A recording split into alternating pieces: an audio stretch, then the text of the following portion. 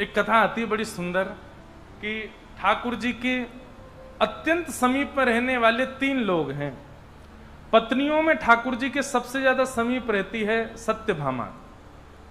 और सत्यभामा समीप क्यों रहती हैं?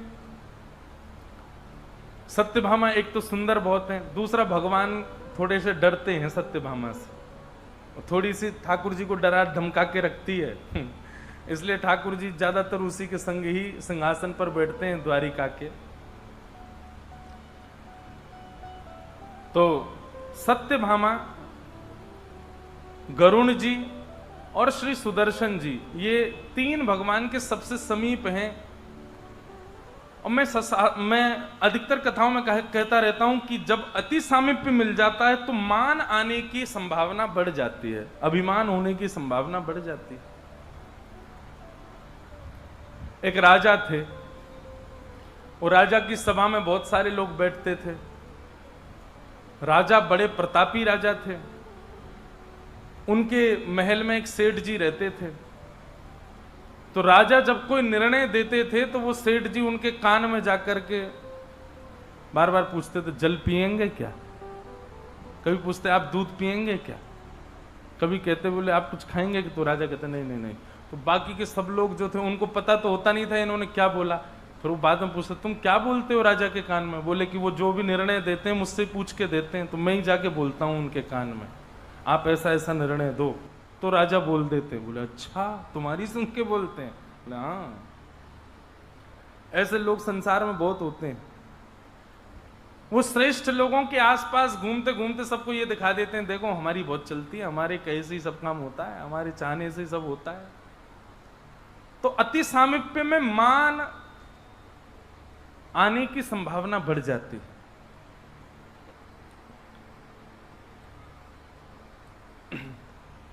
कथा आती है कि भगवान ने हनुमान जी को आमंत्रित किया कि हे श्री हनुमान जी महाराज, आप आइए, आकर के इन तीनों के मान को दूर कीजिए। तो श्री हनुमान जी महाराज द्वारिका पहुंचे और द्वारिका में जाते ही सबसे पहले सबसे सुंदर वन जो द्वारिका का था उसको उजाड़ना प्रारंभ कर दिया। द्वारिकाधीश की सभा में जाकर के किसी ने हल्ला मचा दिया। बोले महाराज जल्दी कुछ करिए। बोले क्या हो गया? बोले एक बानर आ गया है, पूरे द्वारिका को उजाड़ रहा है। भगवान ने सुदर्शन जी से कहा, बोले सुदर्शन जी आप चले जाइए, जाकर के उस बानर को देखिए आइए, क्या कर रहा है, पूरी द्वारिका में बहुत उत्पात मचा रखा है। सुदर्शन जी बोले इतने छोटे से काम के लिए मैं जाऊं? किसी अन्य को भेज दीजिए, बानर भगाने का काम है, डंडा लेके कोई चला जाएगा, भगाया आएगा। कई सैनिक गए लेकिन कोई सैनिक लौट करके वापस नहीं आया। तो भगवान बोले कोई भी आ नहीं रहा है, लग रहा है बानर बड़ा है, आप ही जाइए। तो सुदर्शन जी को इतना अपमानजनक लगा कि बानर भगाने के लिए मुझे भेजा जा रहा है। वो ठीक है भगवान, ऐसा प्रकोप करके आऊंगा कि बानर वंश ही खत्म हो जाएगा। सुदर्शन जी महाराज जैसे ही गए, वन में बैठे हैं श्री हनुमान जी महाराज, पूरा वन उजाड़ दिया। सुदर्शन जी ने जैसे ही आकर के हनुमान जी को देखा, जैसे ही उनके ऊपर आक्रमण करने लगे, हनुमान जी ने सुदर्शन जी को पकड़ा, अपनी कांख में दबा लिया और दबा करके बैठ गए। सुदर्शन जी की जीभ वीभ सब बाहर आ गई निकर करके, महाराज छोड़ा ही नहीं, कस के दबा लिया। शाम हो गई, सुदर्शन जी लौट करके नहीं आए।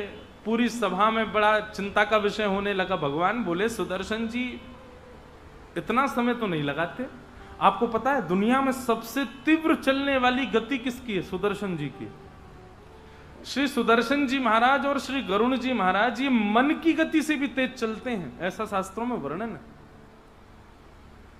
सुदर्शन जी लौट करके नहीं आए। भगवान ने गरुण जी को बुलाया। 3 लोगों का मान दूर करना था, सुदर्शन जी का, गरुण जी का और सत्यभामा का। गरुण जी से कहा, बोले गरुण जी देख के तो आओ, तुम्हारे प्रिय मित्र सुदर्शन जी कहां रह गए? बोले नहीं आने वाले होंगे। बोले आए तो नहीं, बहुत देर हो गई, तुम जाओ।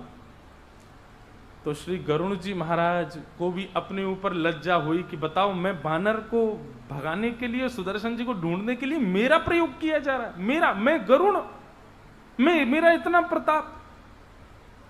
कोई बात नहीं ठाकुर जी, मैं अभी जाता हूं, देख के आता हूं। गरुण जी महाराज जैसे ही गए, जाकर के वन में देखा महाराज, तो उन्होंने, हनुमान जी तो कांख में दबाए बैठे हैं सुदर्शन जी को। ये दृश्य देखते ही गरुड़ जी को विश्वास नहीं हुआ, बोले भगवान नारायण के सुदर्शन को कांख में दबा लिया, ये बानर तो नहीं हो सकता। भैया आप कौन हो? हनुमान जी मुस्कुरा गए, बोले आओ गरुड़ जी पधारो। गरुड़ जी महाराज समझ गए, बोले ओहो आप तो हनुमंत लाल हैं। अरे सुदर्शन भैया तुम पहचाने नहीं, हनुमान जी हैं ये तो। बोले मुझसे बात बाद में करना, पहले निकालो तो सही यहां से। गरुड़ जी बोले छोड़ दो, प्राण निकल जाएंगे। आंख ऊपर कर दी तो गरुड़ जी ने सुदर्शन जी को लिया, बेचारे हाथ पांव सब सूज गए उनके।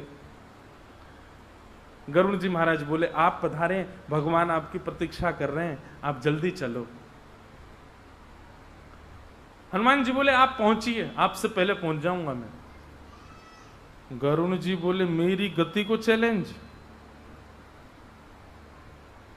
आप मन में सोचो भुवनेश्वर, तुरंत भुवनेश्वर सोचते, अगर आप भुवनेश्वर गए आपको तुरंत भुवनेश्वर दिख जाएगा, मन इतना तेज चलता है। पर मन की गति भी हल्की पड़ जाती है गरुड़ जी के आगे। हनुमान जी बोले आप पहुंचिए, आपसे पहले पहुंच जाऊंगा मैं। गरुड़ जी बोले मेरी गति को चैलेंज? मन की गति से तेज चलता हूं मैं। ठीक है हनुमान जी महाराज आप आइए, मैं सब व्यवस्था कर देता हूं वहां पर। हनुमान जी बोले ठीक है निकलो। गरुड़ जी जैसे ही निकले, क्षण भर से भी कम लगा उनको पहुंचने में, और जैसे ही द्वारिका में सुधर्मा सभा में पहुंचे तो क्या पाया, श्री हनुमान जी महाराज सामने बैठे हैं, करताल लेकर के कीर्तन कर रहे हैं ठाकुर जी के आगे। गरुड़ जी को आज पहली बार लगा कि मुझे आज तक लगता था मुझसे तेज कोई नहीं चलता, ये हनुमान जी क्या जी, मुझे लग ही नहीं रहा ये वही है। ऐसा लगता है दो रूप हैं, एक से वहां एक से यहां। लेकिन दौड़ के वहां गए तो वहां हनुमान जी थे ही नहीं, वही हनुमान जी वहां बैठे। गरुड़ जी आए तो गरुड़ जी को केला दिया, बोले लो पाओ, आप कह रहे थे हमारी व्यवस्था करोगे, हम आपसे पहले आ गए। गरुड़ जी महाराज बोले धन्य है। सुदर्शन जी का मान चला गया, गरुड़ जी का मान चला गया। भगवान ने गरुड़ जी से हनुमान जी ने गरुड़ जी से कहा कि ठाकुर जी को आप एक बार निवेदन कर दो, वो आ जाएं दर्शन दे दें।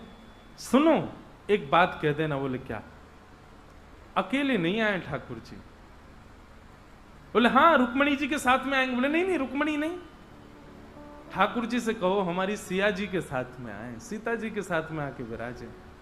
देखो कृष्ण तो राम जी ही हैं, राम जी कृष्ण के रूप में आए हैं, पर हमारी जानकी जी के साथ में आएंगे तो ही मैं प्रणाम करूंगा, नहीं तो मैं प्रणाम नहीं करूंगा, मैं देखूंगा ही नहीं। ठाकुर जी को जाके बोल दो जानकी जी के साथ में आवे। गरुड़ जी ने भीतर जाकर के उद्घोषणा करी, बोले हनुमान जी आए हैं। हनुमान जी का नाम सुनते ही 16,100 पत्नियां खड़ी हो गई, आहा जय हो हनुमान जी पधारे हैं। गरुड़ जी बोले लेकिन उन्होंने कहा है कि ठाकुर जी से कह दो सीता जी के साथ पधारे। सब पत्नियां कहने लगी अब सीता जी कहां से आएंगी। भगवान कृष्ण बोले आप 16,108 में जो सबसे सुंदर है उसको हम थोड़ा बहुत श्रृंगार का भाव बता देंगे, वो अपना श्रृंगार कर ले तो शायद हनुमान जी को सीता जी का भाव लगे और वो प्रणाम कर ले। तो सबसे पहले बिना किसी के कहे अपने आप ही सत्यभामा जी आके खड़ी हो गई। बोले कि ये तो कहने वाली बात नहीं है, सबसे सुंदर मैं ही हूं, मैं ही अपना श्रृंगार कर लेती हूं। रुक्मणी आदि पत्नियां बोली हाँ हाँ इन्हीं को ही ले जाओ। सत्यभामा जी ने और सत्यभामा सच में बहुत सुंदर थी, उन्होंने अपना श्रृंगार किया। महाराज जैसे ही वो श्रृंगार करके पधारी, ऐसी अद्भुत छटा उनकी देख करके निहाल हो गए सब लोग। ठाकुर जी बोले चलें सभा में हनुमान जी के पास। बोले हाँ चलो। जैसे ही सभा में पहुंचे, ठाकुर जी को देख करके तो हनुमान जी के नेत्र सजल हो गए, जय हो मेरे रामचंद्र पधार, मेरे राघव जी पधार गए। ठाकुर जी आकर के सिंहासन पर बैठ गए। भगवान भुजा उठाने लगे, बोले आओ हनुमान गले लगो हमारे। इतने में सत्यभामा बगल में आकर के बैठ गई। हनुमान जी महाराज बोले एक बार जानकी जी को आने दो महाराज, पहले उनको प्रणाम करूंगा फिर आपको हृदय से लगाऊंगा। भगवान बोले बैठी तो हैं। बोले ये तो कोई दासी लगती है हमें? भगवान बोले दासी नहीं है, ये हमारी पत्नी है। बोले अच्छा अच्छा क्षमा, मुझे लगा पता नहीं कोई दासी आ गई। अच्छा मैया प्रणाम। अब तो उनको क्या स्वीकार प्रणाम, वो तो रूठ करके चली गई भीतर, अंदर जाकर के बार बार दर्पण में अपने आप को देखें, रुक्मणी से मैं दासी लग रही हूं कहीं से? बोले वो हनुमान कहते दासी है तो बानर ही ना, बुद्धि तो है नहीं उसमें, मुझको दासी बोल रहा है। ठाकुर जी ने हनुमान जी को हृदय से लगाया, कहा धन्यवाद, आप ही मान का हनन कर सकते हो, इसीलिए आपका नाम हनुमान है। ऐसे श्री हनुमान जी महाराज द्वारिका में पधारे और द्वारिका आकर के ठाकुर जी के अति प्रियों का मान मर्दन। देखो मान रहित होने के दो तरीके हैं। एक तो श्री हनुमान जी को प्रणाम किया करो, मान रहित करते हैं, और दूसरा यदि आप प्रेम लक्षणा भक्ति के उपासक हो तो गोपी गीत का पाठ किया करो, गोपी गीत भी मान रहित करता है। ऐसे श्री हनुमान जी महाराज को हम बारंबार वंदन करते हैं।